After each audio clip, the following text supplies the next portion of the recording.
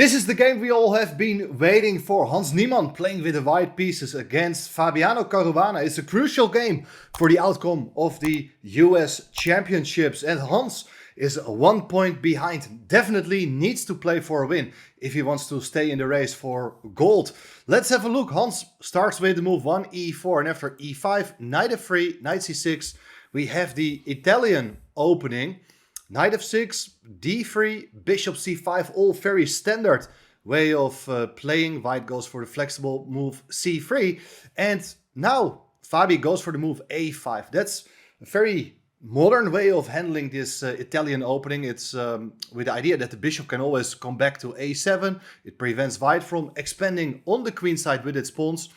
Castling kingside, d6, and for a long time we are actually following quite some important theoretical games. Rook e1, bishop e7, knight bd2, and now castling kingside was played by Fabi. h3, bishop e6, and this is the first critical moment, first big decision in the game. What is white gonna do with its bishop on c4? Of course, there's this possibility to take on e6, but it definitely will give black some nice play along the f-file. This is option number 1. Option number 2 is the game's continuation. Bishop to b5, making use of the weakened b5 square. Of course, that would not have been possible had black gone for the setup with a move a6. But now that square b5 has been weakened, the bishop is nicely placed here, and the knight goes back to e7. It's on its way to the king side, where on g6 it would be excellently placed. And now it's time to seize the initiative in the center with the move d4, putting pressure against the pawn, knight g6, and here bishop a4 was played. It's definitely not the only move, but I will tell you, this is just a little instruction of what you could expect in this opening. Normally, white's plan is here to get around with a knight, but why did Hans didn't play it? If you go knight f1, the idea is that black is gonna take on d4 and push the pawn to d5. And here black is breaking free. In case white advances the pawn, the knight can be nicely installed on e4. The knight on d2 is no longer there. So here, interestingly, Hans making sort of useful waiting move. He wants to retain control over the e4 square, preventing black from executing that pawn liquidation in the center. So therefore he goes bishop a4. Now the knight goes to h5.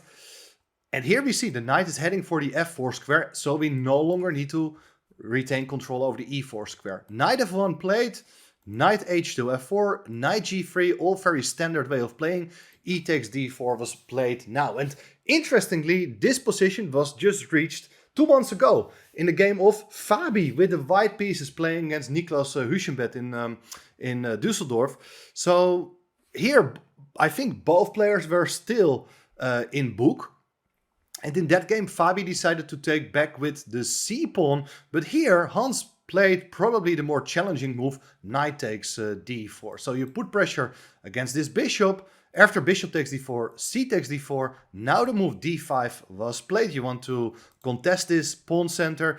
And the reason why probably knight takes d4 was more precise is that white can now even use the f3 square. Like a move like queen f3 is still played in some earlier games. So that's quite an important move. But Hans deviated from the theory here, played the move e5 here himself anyway, and I think we have reached another critical moment. So let's have a look. White is occupying the center nicely with its pawns, has the bishop pair, but black has ideas of challenging it with a move like f6, but that was played in the game and it's not such a great move in fact. A much better continuation would have been to bring the queen out to h4, which was not considered by Fabi at all. So what is the idea of this move? Let's say white is just making a developing move here, then it's boom. Knight takes g2 and black is winning, because after sacrificing the knight, if white accepts it, queen takes h3, king to g1, and it's knight h4 and mate on g2 is unstoppable. So that is the main idea. I mean, white can still defend here, probably has to eliminate that knight by bishop takes f4, knight takes f4, and then get a rook involved to hit the pawn on c7. And if black does something about that pawn, you can play something like rook c3, helping along the third rank. So that's just game on. But black is absolutely fine here. He can follow up with a move like f6. But Fabi played f6 immediately. And now if the bishop takes f4, knight takes f4, white gets the chance to trade off a lot of minor pieces. And that's advantageous to white. Because after knight takes h5, queen takes h5, white is very active and is having the better bishop. Because look at this bishop on e6. It's restricted by its own pawn on d5. So black is very passive here. I mean, if you take on e5, I'm going to take back with a rook, hit a bishop, the other rook will come over. White is definitely enjoying himself. So Fabi went for the move f5 with a somewhat passive position, to be honest. White has a protected passed pawn. This bishop is keeping the position close, so it's not easy for white to make progress. But in the long run, that pawn on e5 should definitely become an asset for white. White supports it here with the move f4. Now queen e7 was played with ideas to go queen b4 to attack both the pawn on d4 and the bishop on a4. Maybe still something like rook c1 could be played here, so that after queen b4 you can drop back with the queen to d1 to protect both the bishop and the pawn on d4. I think rook ac1 is a very logical move, but you don't really want to go back with your queen, to be honest. So Hans played here the move a3 to just guard that b4 square, but that also allows the move c5. So now black is looking for counterplay on the queen side. Nice little idea. If you would take the pawn, then black recaptures with check, and after king h1 it's queen c4. Both the bishop and the pawn on f4 are hanging this time. So therefore taking the pawn on c5 is not too great. But after rook ac1, black advances the pawn to c4. And all of a sudden black is getting a queenside majority. And I think if I were white, I would not have liked to allow it. I think white's position is still fine, but definitely this is a big improvement for black, getting the pawn from c7 to c4. White goes back with the queen to d1. Not really sure what his idea was, but on the other hand, what was the queen doing on h5? That's not clear to me either. King h8 was played, and here I think something like rook c3 to help along the third rank. That would be a nice idea for white. But the move bishop b5 was played, and I think the idea is to prevent black from ever carrying out that b pawn coming to b5, so that it can nicely support its queenside majority. But this is probably a moment in the game which had been underestimated by Hans. He is losing the plot here, as black comes up with a remarkable idea, kind of a move you may not have seen yourself either. g5 was played. That's a surprising move, right? You're opening up the g file, you're weakening your own king. But look, if you take on g5, the queen recaptures, and this rook g8 with a mating threat on g2, maybe the pawn will come up to f4, opening up the path for the bishop, hitting the white king. So black is generating some very active play. This would have never been possible had the queen still been on h5 by white. But g5 generates very nice counterplay, and well, black is just ready to take on f4 and gain control over the g file. White played b3, and now things are heating up. Probably this was even a conscious decision by Hans. G takes f4, b takes c4. So white is trying to open up the center and create connected passed pawns. That's the idea. If you take with the d pawn, it's bishop takes c4, and white will get in this move d5 next. So that's not good.